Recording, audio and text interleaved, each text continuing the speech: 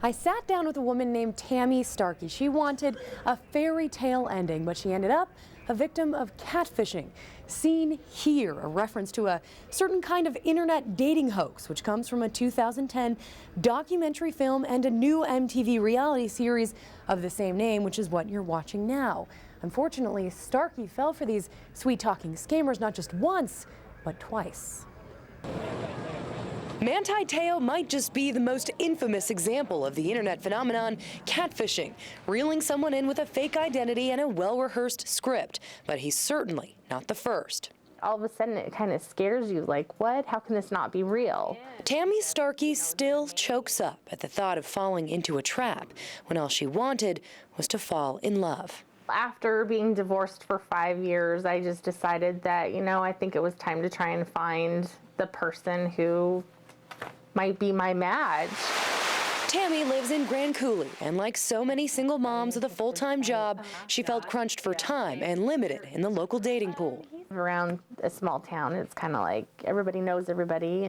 So Tammy took a shot at finding love online.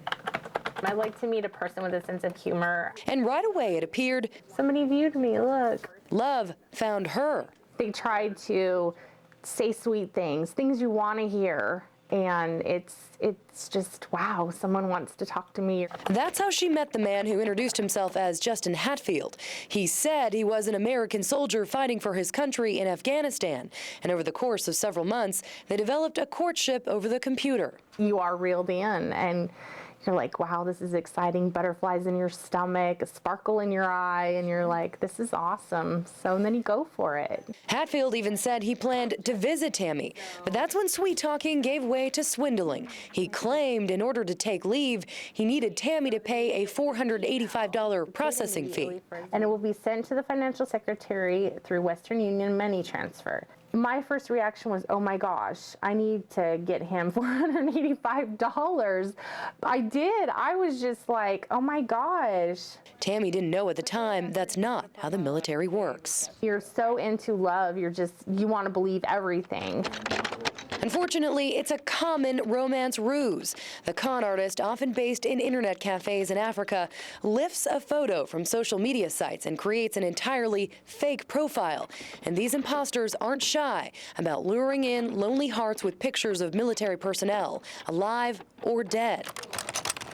Before Manti Te'o, Army Master Sergeant C.J. Grisham was the victim of online hoaxes when he discovered his picture was repeatedly and unwittingly plastered on dozens of dating profiles. Grisham, who's also a military blogger, now tracks these elusive imposters.